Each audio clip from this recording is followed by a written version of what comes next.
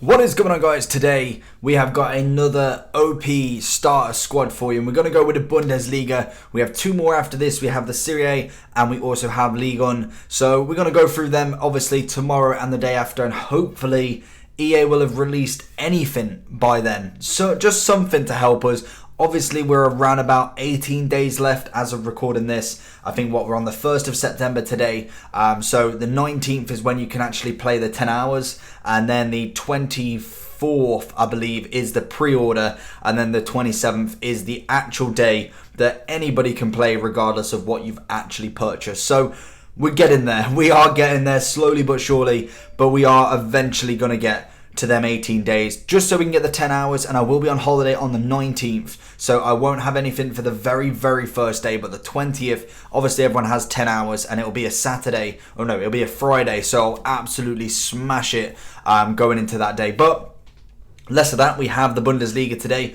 Our first up we're going to go for is Trapp. Obviously, the loanee from PSG has actually made his official move to Frankfurt now, and I believe he was a 78 or 79 in the game. I've got him up at an 82. I think they definitely need an upgrade on him, and I think he's the man for it. Normally a very cheap keeper, and to be honest, with some of the stats that he had in the previous game, if he does manage to go up a couple of ratings, I think that will definitely make him an ideal starter keeper for your squad. So he is my number one.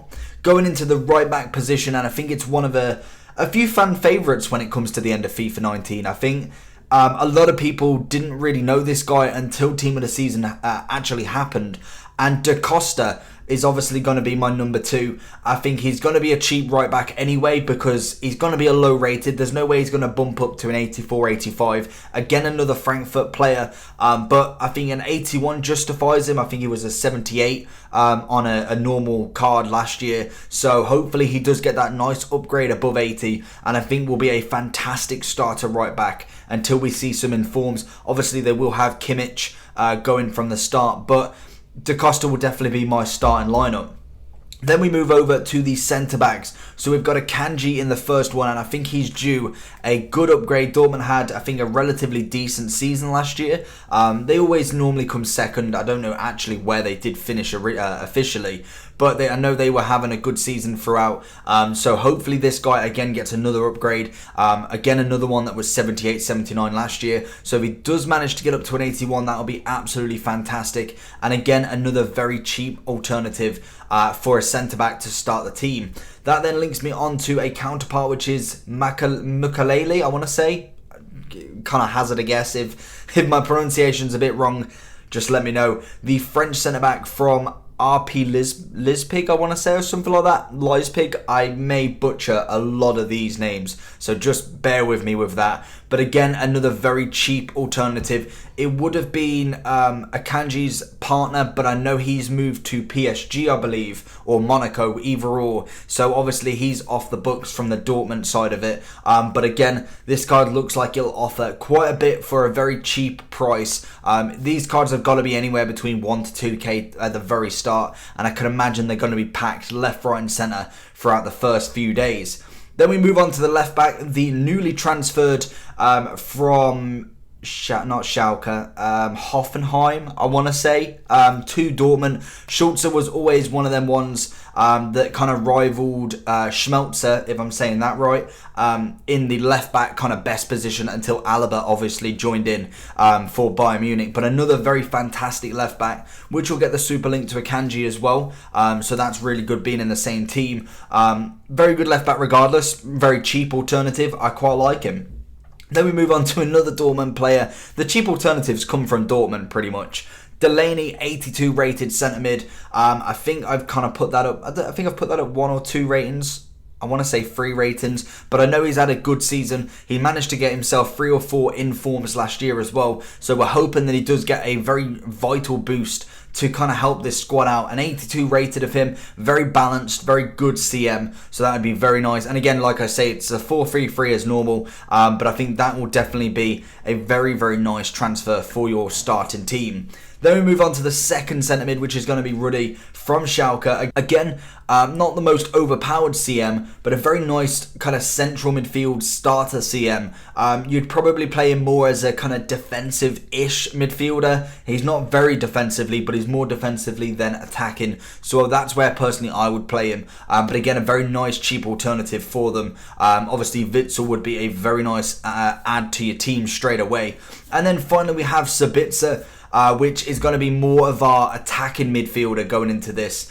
In last FIFA, he was the more running forward rather than going back kind of midfielder, and I think that would be nice with Delaney and Ruddy sitting in that midfield role, with Sabitzer going up front, like at least the cam role. That would, I think, be a nice partnership to have in the team. Then we have the right wing, which is going to be Rishika.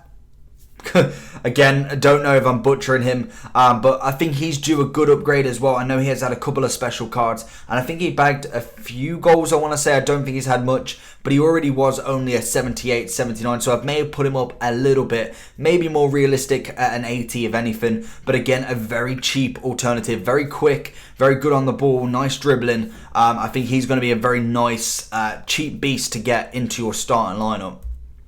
Then we move over to the striker, which is going to be Rebic. It would have been obviously Jovic if he didn't leave, because I couldn't imagine him going up a huge amount from last season. But Rebic, definitely his partner, or was his partner at Frankfurt. A good striker, to be honest. He's going to be a very well-balanced striker, good with his shots, good with his pace. I think that's something that's going to be taken into consideration in FIFA 20, and I think he will shine definitely in that kind of role. So I think personally he may be a little bit more of an expensive player just because people knew Jovic, and then Rebic was kind of put in there with the Europa final cards. I think he will definitely be on the market, and hopefully he does get an upgrade as well, which would be even more fantastic to get a more higher rated striker in your team. And then finally we have Alphonso Davies, left mid. He was a silver going into Bayern Munich. He did have a one to watch that did manage to go up a bit. So I'm expecting a big upgrade from him. I'm personally not too sure how much he played in the Bayern Munich squad. I know he played cup matches a bit, but hopefully we do see a gold rated version. If it does go up to 78, that's a 6+, which to be honest is quite a lot. I think mainly it would be around about the 76 to 77 at a push, but I thought I'd like to see what a 78 Alphonso Davies looks like, and to be honest, I really like it already. That's going to be a fantastic card to have, and again, it's very much like the right wing, quick, decent on the ball. Yeah, they both don't have the most amazing shooting, but you're playing against starter teams. Unless you're going to go all out and buy like 10, 20k worth of players each anyway, you're not really going to come up against people that can stop these. You're not coming up against Van Dijk and stuff like that, or Ramos or PK. You'll get the one-off people who have got the loan versions, or just don't care about coins and have just kept absolutely everyone in their squad.